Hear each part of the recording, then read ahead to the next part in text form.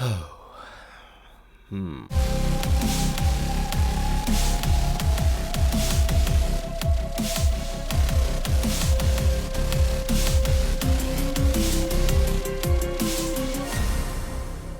by Jacques Audouard, Emilia Pérez releases to select theaters on November 1st, and on November 13th, it releases on Netflix. So I just got back from the theater from seeing this press screening of Emilia Pérez, and it is very interesting, to say the least. Very, very interesting. Primarily led by Zoe Saldaña and Carla Sofia Gascon. This movie is very artistic in various ways, and in a lot of other ways, it contradicts itself quite a bit. So to give you a basis for this film, there is a Mexican cartel boss who employs the help of Zoe Saldaña's character, Rita, who is a lawyer. Basically, this cartel boss wants to get out of the life of crime, he wants to leave his past behind him, and he wants to settle down and disappear forever, basically, by becoming a woman. This is something that this person has wanted since they were younger. So throughout the film, we see this particular character just go on this journey of being a completely and utterly different person.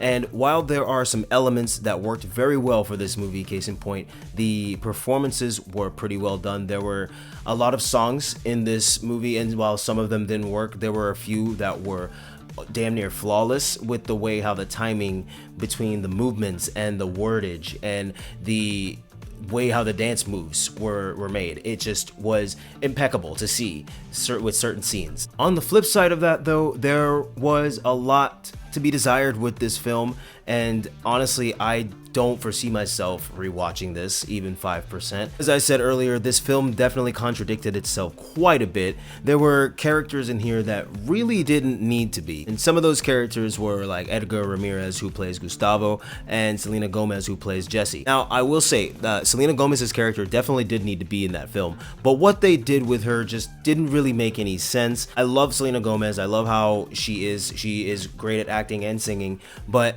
what they did with her in this movie just didn't really make sense. I would have loved to see things kind of come more full circle for this character, and I would have loved to see a little bit more development with Selena Gomez's character Jessie, especially being the wife of the cartel boss. So as you know from the premise of the film, and you can see it on IMDb and in a trailer, and you can just see it that this person decided to change their sex. This was tough to digest because we spent damn near an hour after the movie talking about the movie in the parking lot. On the drive home, Anthony and I talked about it the entire time because it's kind of hard to talk about this because I can understand and respect where the direction is coming from with the driving force behind trans people and how they want to leave certain things behind and move forward. And another aspect of that is just the aspect of life in general with people. Like the message, one of the messages that I was feeling like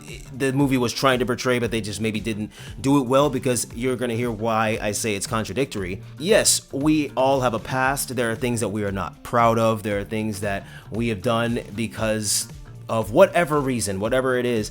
And this movie does a decent job, I guess, of portraying that unfortunately your past is always with you. Unfortunately, your past will catch up with you if you truly try to just throw it in the basket and run away from it. Everybody has a right to make themselves better or be a better version of themselves or try and be somebody different or do something different, but you can't just absolutely demolish your past because that's impossible. It will come back to haunt you. You have to embrace your past and you have to acknowledge what you did in your past or didn't do to get you to where you are, or that you could have been further but because you chose to not do something, so you have to embrace your past and you have to just live with it. So to expand on that point, the movie kind of just throws you in all sorts of directions because you think it's going one way and then there's 5 different avenues that they take you down and not even touch on what originally was the point. It just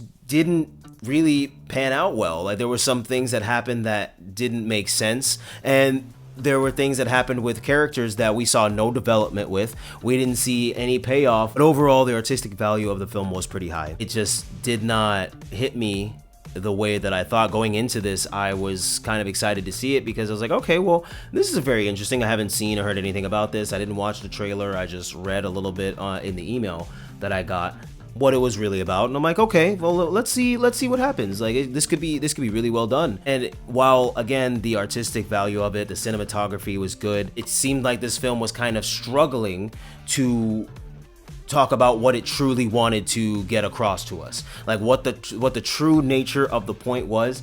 It was struggling to get out because there were so many different things that happened within this movie that the 2 hours and 10 minutes, it didn't need to be. It could have been an hour and 45 minutes. Hell, it could have been an hour and 15 minutes. It's a little bit short, but you get my point. It did not need to be 2 hours and 10 minutes for a bunch of fluff and random singing songs that kind of didn't make any sense and were off. A lot of the songs were good, and there were a few that were damn near flawless, as I said earlier, but there were some that just made no sense to fit in with the film and for the nature of the scene. There were some scenes that didn't really make any sense, especially with the character who wanted to make themselves a woman and the family dynamic. That whole thing just did not vibe well with me. It just, no, they could have done it very different. And while I can appreciate where this film tried to go, I just wish that there were better ways that they went about portraying the information. One of the other messages that I got from this movie was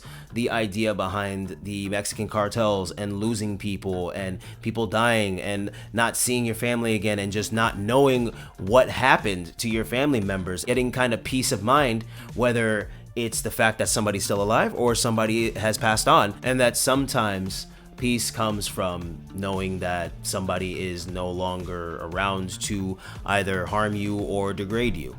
I'm sorry guys, I really tried to find more that I enjoyed about this movie, but frankly, I was not that big of a fan of it. And I really went in with an open mind, and I just could not really get behind it. So thank you guys for watching this video.